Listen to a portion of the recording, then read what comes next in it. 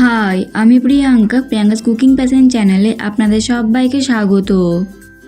আপনারা তো অনেকভাবেই বাসন্তী পোলাও খেয়েছেন, তবে এইভাবে একবার নববর্ষের স্পেশাল সুজি দিয়ে বাসন্তী পোলাও বাড়িতেই খুব সহজে বানিয়ে দেখুন। বানানো যেমন সহজ, খেতে তেমনই দুর্দান্ত হয়। বাচ্চা থেকে বড় সবাই খুব পছন্দ করবে। তাহলে চলুন দেরি না করে দেখে নিন আমি কিভাবে এই সুজি দিয়ে বাসন্তী পোলাও তৈরি করি। সবার প্রথমে গ্যাসের মধ্যে কড়াই বসিয়ে দিয়েছি। এবার আমি কড়াইয়ের মধ্যে দিয়ে দিচ্ছি চায়ের কাপ মেপে 2 কাপ জল। এবার আমি এর মধ্যে দিয়ে দিচ্ছি সামান্য একটু সাদা তেল। এবার আমি জলটাকে ভালোভাবে গরম করে নেব। জলটা যখন ফুটতে শুরু করেছে তখন আমি এর মধ্যে দিয়ে দিচ্ছি 1 কাপ সুজি। আমি এখানে এক হাতে সুজিটা দিচ্ছি আর এক হাত দিয়ে নেড়ে দিচ্ছি। এবার আমি সব কিছুকে একসাথে ভালোভাবে মিশিয়ে নিয়ে একটা ডো তৈরি করে নেব। এখানে কিন্তু একটা জিনিস খেয়াল রাখতে হবে, যতটা পরিমাণ সুজি নেবেন তার ডাবল জল নিতে হবে। দেখুন সুজিটা এখন অনেকটাই ঘন হয়ে এসেছে। এবার আমি এর মধ্যে দিয়ে দিচ্ছি সামান্য একটু হলুদ ফুড কালার। এটা যেহেতু বাসন্তী পোলাও হবে সেই জন্য আমি এখানে একটু হলুদ ফুড কালার ব্যবহার করলাম, তবে খুবই সামান্য ফুড কালারটা ব্যবহার করলাম। ডোটা এখন সম্পূর্ণ তৈরি হয়ে গেছে। আমি এই পর্যায়ে ডোটাকে নামিয়ে নেব, কারণ ডোটা সম্পূর্ণ ঠান্ডা হয়ে যাওয়ার পর আরও একটু শক্ত হয়ে যাবে। এবার আমি চিনি শিরা তৈরি করব। তার জন্য গ্যাসের মধ্যে একটা প্যান বসিয়ে দিয়েছি। প্যানের মধ্যে দিয়ে দিচ্ছি 1.5 কাপ জল, আর যে কাপ মেপে আমি 1 কাপ সুজি নিয়েছিলাম সেই কাপ মেপে আমি দিয়ে দিচ্ছি 1 কাপ চিনি। এবার আমি চিনিটাকে সম্পূর্ণ জলের সাথে গলে যাওয়া পর্যন্ত অপেক্ষা করব। চিনিগুলো এখন সম্পূর্ণ জলের সাথে ভালোভাবে মিশে গেছে। এবার আমি এর মধ্যে দিয়ে দিচ্ছি একটা থেতো করা এলাচ। এখানে কিন্তু চিনি শিরাটাকে কোনো তারযুক্ত চিনি শিরা করবার দরকার নেই। চিনিগুলো সম্পূর্ণ গলে যাওয়ার পর 3 থেকে 4 মিনিট একটু ভালো করে ফুটিয়ে নিলে চিনি শিরাটা তৈরি হয়ে যাবে। এখানে কিন্তু আমার চিনি শিরাটা তৈরি হয়ে গেছে। এবার আমি এটাকে সাইডে নামিয়ে রাখবো। এদিকে ডোটা এখন সম্পূর্ণ ঠান্ডা হয়ে গেছে। এবার আমি ডোটাকে একটু ভালোভাবে মেখে নেব। আপনারা তো অনেক রকমের বাসন্তী পোলাও খেয়েছেন, তবে এইভাবে একবার সুজি দিয়ে বাসন্তী পোলাও বানিয়ে দেখবেন। বানানো যেমন সহজ, খেতে তেমনই দুর্দান্ত হয়। ডোটাকে আমি ভালোভাবে মেখে নিলাম। এবার আমি ডোটাকে এইভাবে একটু লম্বা করে লেচি কেটে নেব। আপনি যদি আমার চ্যানেলে নতুন হয়ে থাকেন তাহলে ভিডিওটি দেখতে দেখতেই আমার চ্যানেলটিকে সাবস্ক্রাইব করুন এবং পাশে থাকা বেল আইকনটি অন করে দিন আরও নতুন নতুন ভিডিওর আপডেট পাওয়ার জন্য।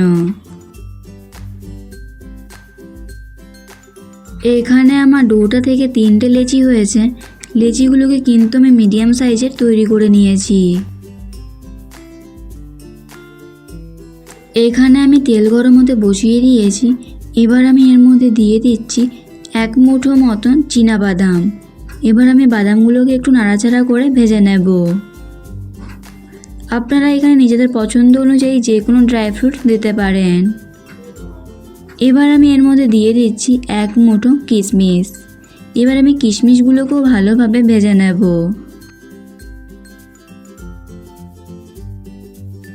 সব কিছুকে ভালোভাবে ভেজে নিলাম। এবার আমি এগুলোকে তেল থেকে তুলে নেব।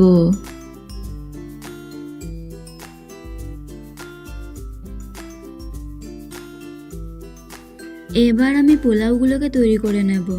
তার জন্য একটা গ্রেটার নিয়েছি। এরকম গ্রেটার প্রায় সবার বাড়িতেই থাকে। এবার আমি একটা ডোকে নিয়ে এইভাবে গ্রেটারের ওপরে আলতো হাতে ঘষতে থাকবো। তাহলেই দেখবেন খুব সুন্দর পোলাওগুলো তৈরি হয়ে যাবে।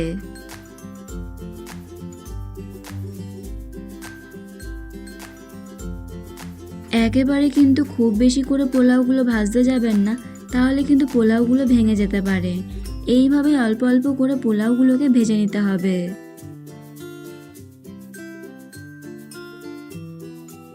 আপনারা দেখেই বুঝতে পারছেন পোলাওগুলো বানানো ঠিক কতটা সহজ।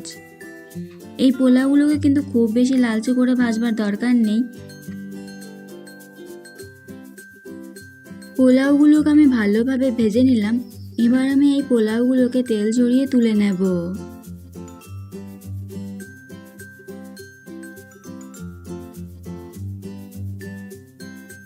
আমি এভাবেই সম্পূর্ণ পোলাওটাকে তৈরি করে নেব। আশা করি আপনারা দেখেই বুঝতে পারছেন পোলাওটাকে আমি ঠিক কিভাবে তৈরি করে নিচ্ছি আর বানানো কতটা সহজ।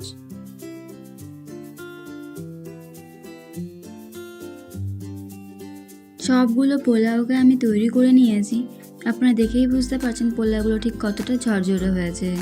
এবার আমি আগে থেকে তৈরি করে রাখা চিনি শিরার মধ্যে পোলাওগুলোকে দিয়ে দিচ্ছি আর দিয়ে দিচ্ছি আগে থেকে ভেজে রাখা চীনাবাদাম আর কিশমিশগুলোকে। এই পোলাওগুলোকে দেওয়ার সময় কিন্তু চিনি শিরাটাকে উষ্ণ গরম থাকতে হবে, তবেই কিন্তু পোলাওগুলো ভালোভাবে চিনি শিরার সাথে মিশবে। এবার আমি একটা চামচ দিয়ে সব কিছুকে একসাথে ভালোভাবে মিশিয়ে দিচ্ছি। এই পোলাওগুলোকে কিন্তু খুব বেশি নাড়াচাড়া করবার দরকার নেই, তাহলে ভেঙে যেতে পারে। এবার আমি এটাকে ঢাকা দিয়ে 3 থেকে 4 মিনিটের জন্য রেখে দেব। 4 মিনিট পর ফিরে এলাম। পোলাওগুলো এখন চিনি শিরার সাথে ভালোভাবে মিশিয়ে গিয়ে একদম ঝরঝরে হয়ে গেছে। খুব সহজেই তৈরি হয়ে গেল নববর্ষ স্পেশাল সুজির পোলাও। এই রেসিপিটি আপনাদের কেমন লাগলো অবশ্যই কমেন্ট করে জানাবেন। ভালো লেগে থাকলে লাইক এবং শেয়ার করবেন। এরকমই আর নতুন নতুন ভিডিওর আপডেট পাওয়ার জন্য প্রিয়াঙ্কাস কুকিং প্যাশন চ্যানেলটিকে সাবস্ক্রাইব করতে ভুলবেন না। আজ এই পর্যন্তই।